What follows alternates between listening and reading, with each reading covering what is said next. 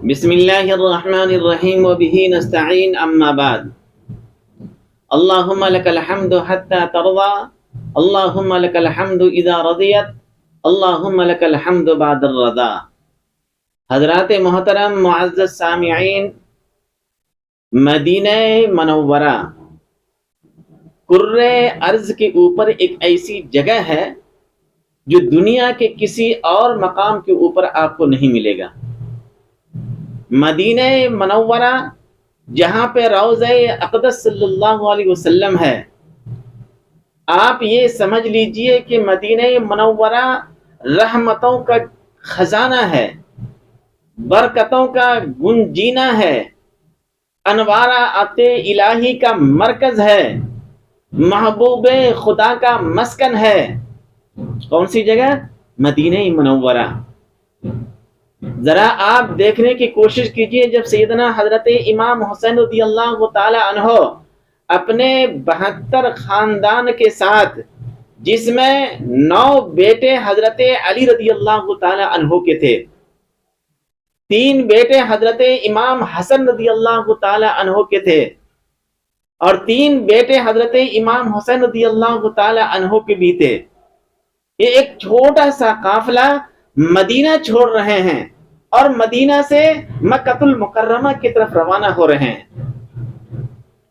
لیکن حضرت امام حسین رضی اللہ تعالی عنہ جس امتحان کے سفر پہ روانہ ہو رہے تھے، جس ابتلا و آزمائش کے سفر کے اوپر روانہ ہو رہے تھے، وہ ایک مرتبہ سوچنے لگے کہ کیوں نہ ہم اپنے نانا کے روضے کے اوپر جا کر کے ایک مرتبہ آخری دیدار کر لیں، ایک مرتبہ روضے اقدس صلی اللہ علیہ وسلم کے اوپر جا کر نانا صاحب کو سلام پیش کر دیں۔ کون کہہ رہے ہیں، کون سوچ رہے ہیں؟ حضرت امام حسین رضی اللہ تعالی عنہ۔ میرے دوستو، مدینہ منورہ کرۂ ارض کے اوپر ایک ایسی جگہ ہے جہاں پہ آپ چلے جائیں تو مدینہ کو چھوڑنا آسان نہیں ہے۔ تمام حجاج کرام سے آپ پوچھ سکتے ہیں، اور جو عمرہ کرنے کے لیے گئے تھے اور جو زائرین وہاں پہ جا کر کے آئے ہیں، ان سے پوچھئے کہ مدینہ چھوڑنا کتنا مشکل ہے۔ اور حضرت عمر رضی اللہ تعالی عنہ سے پوچھئے کہ مدینہ چھوڑنا کتنا مشکل ہے۔ حضرت عمر رضی اللہ تعالی عنہ برابر پروردگار عالم سے دعا کیا کرتے تھے، اے بار الہ، ہماری موت آئے تو شہر مدینہ کے اندر آئے۔ کون دعا کر رہے ہیں؟ حضرت عمر رضی اللہ تعالی عنہ۔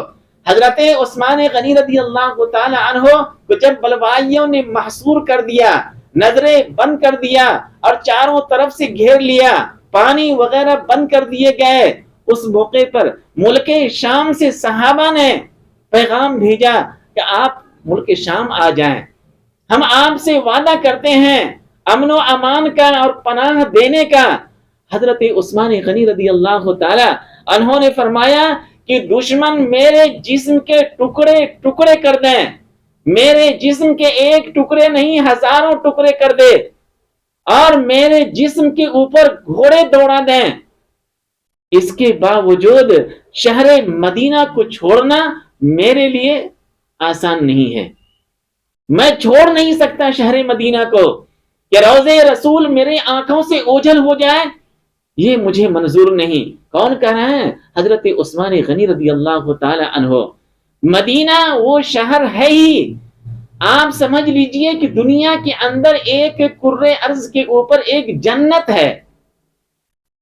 اگر ابھی آپ جا کر کے مسجد نبوی کو دیکھیں تو معلوم ایسا ہوگا کہ جنت سے ایک محل لا کر کے کھڑا کر دیا گیا ہو۔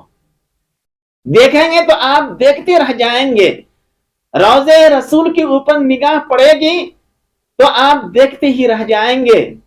میرے دوستو، وہ ہے مدینہ شہر جسے حضرت امام حسین رضی اللہ تعالی عنہ چھوڑ رہے ہیں، اور آخری سلام عرض کرنے کے لیے روضہ رسول کے اوپر موجود ہیں۔ ایک مرتبہ حضرت مولانا مفتی محمد یونس صاحب رحمت اللہ علیہ حج کے سفر کے اوپر ہیں، اور مکہ المکرمہ سے مدینہ منورہ تشریف لے گئے۔ یہ اس زمانے کی بات ہے جس زمانے کے اندر عرب کنٹری کے اندر غربت و افلاس کے بادل چھائے ہوئے تھے۔ اس وقت عرب کے اندر تیل نہیں نکلا تھا، پہاڑوں سے سونا اور چاندی نہیں نکلا تھا، یہ اس زمانے کی بات ہے۔ حضرت مفتی صاحب بیان کرتے ہیں کہ اس زمانے کے اندر میں کھانا کھا رہا ہوں اور ایک بچہ بازو میں کھڑا ہے، بیٹھا ہوا ہے، اور کھانا کھا کر کے میں نے جیسے وہ ہڈی پھینکا ادھر، وہ بچہ وہ ہڈی اٹھا کر کے چوسنے لگے۔ کون کہہ رہے ہیں؟ حضرت مولانا مفتی یونس صاحب رحمت اللہ علیہ، بہت بڑے اللہ والے گزرے ہیں، وہ خود بیان کر رہے ہیں، اپنا واقعہ بیان کر رہے ہیں۔ وہ اس بچے نے اٹھایا اور اس ہڈی کو چوسنے لگا۔ حضرت کی طبیعت پر بہت گرا گزری یہ بات۔ بلایا اور پوچھا، بیٹا تم کون ہو؟ فرمایا کہ میں یتیم ہوں، میرے ماں باپ کوئی نہیں ہے، خیش و اقارب کوئی بھی نہیں ہے، اور اگر کوئی سہارا ہے تو گنبد خضرا کی طرف اشارہ فرمایا اور فرمایا کہ میرا سہارا یہی ہے۔ مفتی صاحب نے بچے سے کہا کہ بیٹا ایسا کرو تم میرے ساتھ چلو، ہمارے ملک میں چلو، ہمارا ملک بہت ہی خوشحال ملک ہے۔ لڑکا تیار بھی ہو گیا، اور صبح سویرے فجر کے بعد جب حضرت کے پاس آئے تو بچہ یہ کہہ رہا ہے کہ ہم جانے کے لیے تیار ہیں، لیکن مجھے آپ یہ بتائیے کیا یہ گنبد خضرا آپ کے ملک میں بھی ہے؟ حضرت روتے رہے، ہچکیاں بن گئی ان کی، اور فرمایا کہ یہ وہ شہر ہے، یہ وہ روضہ ہے جو صرف اور صرف یہیں پہ پایا جا رہا ہے، کرۂ ارض کے اوپر بیٹا کہیں اور آپ کو نہیں ملے گا۔ اس بچے نے کہا آپ کے پھینکی ہوئی ہڈی چوسنا مجھے پسند ہے، لیکن روضہ رسول کو چھوڑنا میرے لیے پسند نہیں، میں اسے ہرگز پسند نہیں کرتا کہ روضہ رسول میری آنکھوں سے اوجھل ہو جائے، شہر مدینہ سے میں دور ہو جاؤں۔ کون؟ ایک یتیم بچہ کہہ رہا ہے۔